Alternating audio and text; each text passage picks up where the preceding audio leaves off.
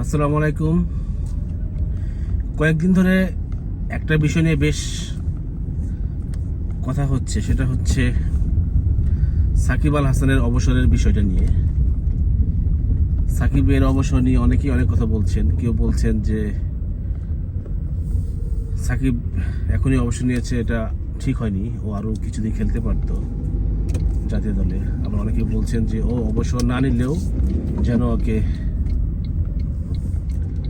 দল থেকে বাদ দিয়ে দেওয়া হয় এবং ওকে ওর বিরুদ্ধে যে মামলা হয়েছে সেই মামলাতে যেন ওকে জেলে নেওয়া হয়।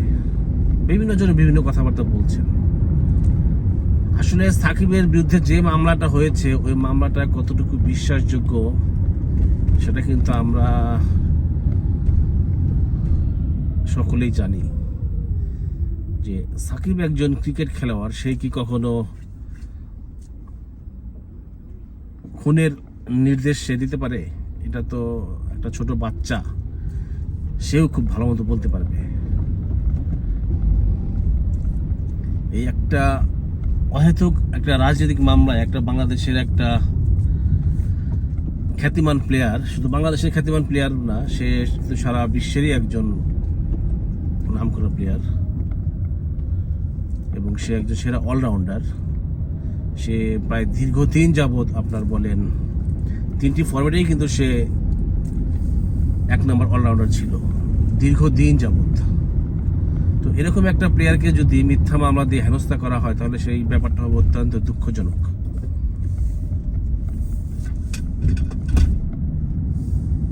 সাকিবের দোষ আছে, দোষ যে নাই তা না, অনেক দোষ আছে সাকিবের। যেমন দর্শকদের সাথে অনেক বেশি রুড হতো, তারপরে হচ্ছে সতীর্থ যারা প্লেয়ার ছিল ওই প্লেয়ারদের নিয়ে কথাবার্তা সে সংযত ছিল না, এই ব্যাপারগুলো আলাদা। কিন্তু একটা প্লেয়ারকে মিথ্যা একটা মামলা দিয়ে গ্রেফতার করে তাকে শাস্তির আওতায় আনা, এটা কিন্তু অন্যান্য যারা প্লেয়ার আছে তাদের মধ্যেও কিন্তু এই এফেক্টটা পড়তে পারে। সাকিব কিন্তু এখনই সে অবসর নিত না, আমি যেটা মনে করি যে সে এখনই কিন্তু অবসর নিত না। সে আরো কমপক্ষে 2টা বছর সে ক্রিকেট খেলা চালিয়ে যাবে এরকম একটা ইচ্ছা তার ছিল, সেটা মিডিয়ার সামনে সেটা বলেছেও। এখন এই বিভিন্ন কথাবার্তা, শেয়ার কেলেঙ্কারি মামলা দিয়ে তাকে 50 লক্ষ টাকা জরিমানা করা হয়েছে। ঠিক আছে, সে যদি সেখানে কোনো অপরাধ করে থাকে সেটা তাকে মামলা হয়নি, তাকে জরিমানা করা হয়েছে 50 লক্ষ টাকা, সেটা ঠিক আছে, সেটাকে আমরা সাপোর্ট করি। কিন্তু যে মামলাটা হয়েছে তার বিরুদ্ধে সেটাকে আমরা আসলে কখনো সাপোর্ট করি না। একটা জাতীয় দলের প্লেয়ার, সে যে দলই সাপোর্ট করুক না কেন, সে আওয়ামী লীগ সাপোর্ট করতে পারে, বিএনপি সাপোর্ট করতে পারে, জাতীয় পার্টি সাপোর্ট করতে পারে, জামাত সাপোর্ট করতে পারে, সেটা তার একান্ত ব্যক্তিগত ব্যাপার।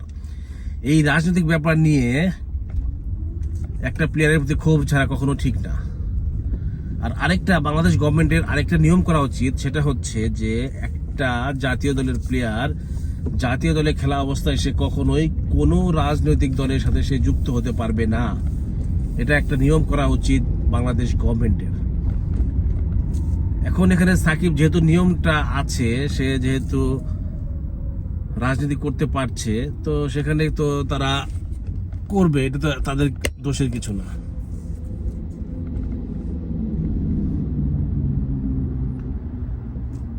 তাদের ইচ্ছা হয়েছে, তারা ইলেকশন করেছে, যেহেতু আপনার রুলসে আছে। রুলসে যদি না থাকতো সেটা করতে পারতো না, তখন আমরা তাকে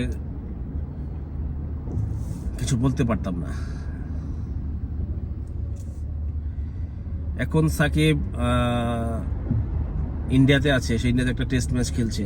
আসলে সে নিজেও জানে না যে এই ম্যাচটা কি তার শেষ ম্যাচ, নাকি সে বলেছে যে বাংলাদেশে যে টেস্ট ম্যাচ হবে সাউথ আফ্রিকার বিরুদ্ধে সেটা খেলে সে অবসর নিতে চায়।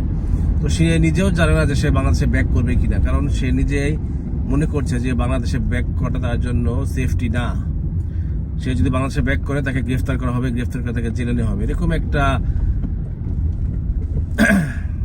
ভয় তার মধ্যে আছে, যার জন্য সে কিন্তু নিজেও জানে না সে বাংলাদেশে ব্যাক করবে কিনা।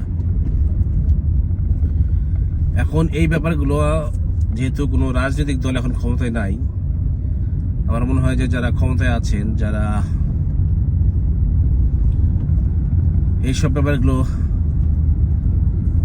ভালো বোঝেন, তাদের এই ব্যাপারগুলো সাকিবের সাথে কথা বলে সলভ করা উচিত, যে না তুমি দেশে আসো, তোমার কোনো সমস্যা হবে না, তোমার ব্যাপারগুলো আমরা দেখবো। সাকিব কিন্তু তখনই, যখন নাকি বর্তমান যে প্রধান নির্বাচক ফারুক হোসেন, সে বলল যে সাকিবের ব্যাপারগুলোতে আমাদের কোনো হাত নাই, এখানে আমরা কিছু করতে পারবো না। এই কথার পরে কিন্তু আসলে ওর কিন্তু যে আপনার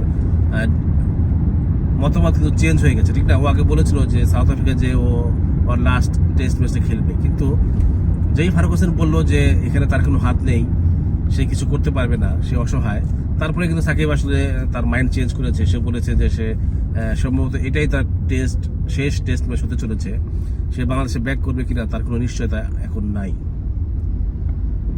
ফারুক হোসেনের উচিত ছিল, সে একজন বোর্ডের ঊর্ধ্বতন কর্মকর্তা হিসেবে, বোর্ডের প্রধান নির্বাচক হিসেবে তার উচিত ছিল যে সাকিবকে সাহস দেওয়া, তুমি দেশে আসো, তোমার পক্ষে যা যা করার তা আমরা করব, যত প্রকার আইনি লড়াই আছে সব আমরা তোমার জন্য করবো, তোমার কোনো ভয় নাই, তুমি বাংলাদেশে আসো। এটা অন্তত সাকিবকে বলা উচিত ছিল। সে ডিজার্ভ করে এটা।